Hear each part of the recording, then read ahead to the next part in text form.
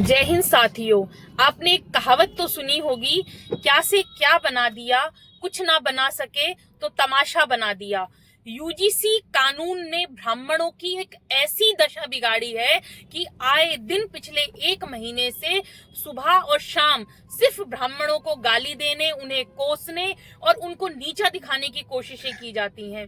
साथियों, आपने पिछले हफ्ते देखा होगा कि रुचि तिवारी के साथ, एक महिला पत्रकार के साथ लाल सलामियों द्वारा, कॉमरेडों द्वारा, टुकड़े टुकड़े गैंग के सदस्यों द्वारा एक बेहुदा हरकत की गई और बहन के साथ अभद्र व्यवहार किया गया, जिसको जस्टिफाई करने की कोशिश इन टुकड़े टुकड़े गैंग वाले लोगों द्वारा की जा रही है।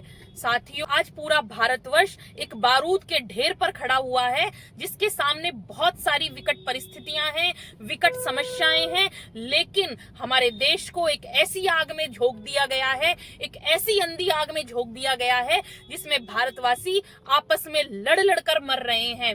साथियों, आप देखेंगे कि एक विश्वविद्यालय जहां बच्चे पढ़ने के लिए जाते हैं, उस विश्वविद्यालय में आपको बच्चे मिलेंगे जो ब्राह्मणवाद मुर्दाबाद कर रहे हैं। आपको बच्चे मिलेंगे जो कह रहे हैं तिलक तराजू और तलवार, इनको मारो जूते चार।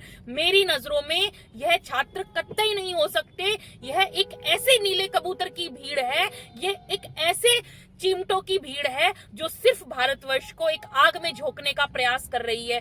साथियों, मैं कहती हूँ कि नेहा शर्मा और अंजलि जैसी लड़कियां इस देश पर कलंक हैं, इस देश पर काला धब्बा हैं और महिलाओं पर एक बहुत बड़ा कलंक है।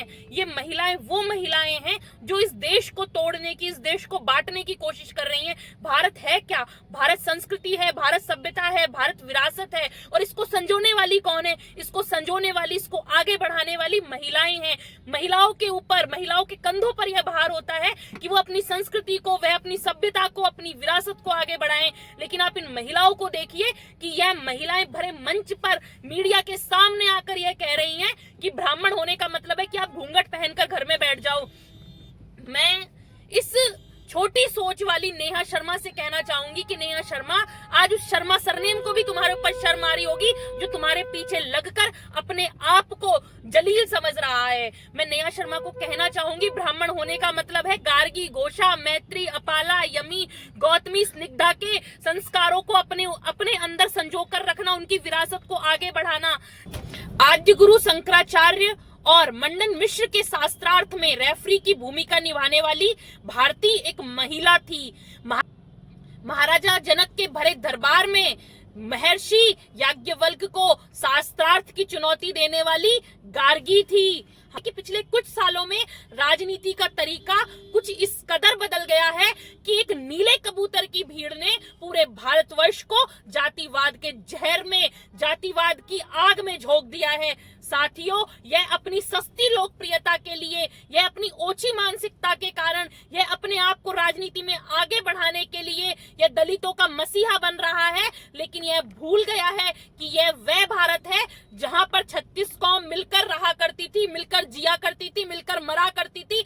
और जिस नेहा शर्मा ने यह कहा है कि ब्राह्मण की महिला होने का मतलब है घूंघट के अंदर आप घर में बैठो, तो मैं कहना चाहूंगी कि जब आजादी की लड़ाई में आजाद हिंद फौज का योगदान याद किया जाता है, तब कर्नल लक्ष्मी सहगल को याद किया जाता है। वह एक ब्राह्मण महिला थी और आजाद हिंद फौज में शामिल होने वाली प्रथम महिला थी। आजादी की लड़ाई में सरोजिनी नायडू को याद किया जाता है जो ब्राह्मण महिला थी। सुचेता कृपलानी जी को याद किया जाता है जो कि ब्राह्मण महिला थी। प्रीति लता वाडेदार और कल्पना दत्त चटगांव की रहने वाली ब्राह्मण महिलाएं थी। उमाबाई कुंदापुर एक ब्राह्मण महिला थी। ब्राह्मण महिलाएं शास्त्र से लेकर शस्त्र उठाने में सक्षम रही हैं। आप देखेंगे कि पुरातन भारत से लेकर, वैदिक भारत से लेकर आजादी की लड़ाई में ब्राह्मण महिलाओं ने अपना योगदान दिया है। और आज भी ब्राह्मण महिलाएं अपने परिवार को, अपनी संस्कृति को, अपनी सभ्यता को अपने साथ लेकर वह अपने समाज में भी अपना महत्वपूर्ण योगदान अदा कर रही हैं। लाल सलाम वालों को, कॉमरेडों को, नीले चीमटों को, आतंकवाद का समर्थन करने वाले इन जिहादियों को मैं कहना चाहूंगी कि इस देश को जातिवाद में झोंकने की कोशिश मत करो। इस यूजीसी की आड़ में इस देश को जातिवाद की आग में झोंकने का प्रयास मत करो, क्योंकि कहते हैं ना, intention is more important then outcome. आपकी इंटेंशन यूजीसी नहीं है। आप यूजीसी की आड़ में सिर्फ इस देश का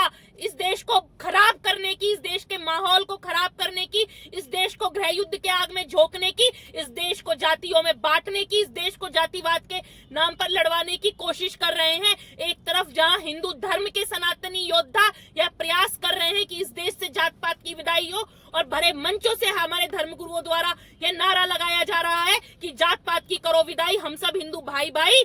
उस वक्त आप देखेंगे कि विश्वविद्यालय की धरती से ये लोग आए दिन जातिवाद के नाम पर ब्राह्मण बनियों और क्षत्रियों को टारगेट कर रहे हैं। मैं कहना चाहूंगी कि इन लोगों को समय रहते संभल जाना चाहिए। यदि वक्त रहते आप नहीं संभले और नहीं सुधरे तो सरकार के साथ साथ राष्ट्रीय परशुराम परिषद भी आगे आएगा और आप लोगों का, आप टुकड़े टुकड़े गैंग वालों का, लाल सलामियों का, इस देश को बर्बाद करने वाले लोगों का इलाज जरूर करेगा। जय हिंद, जय भारत साथियों।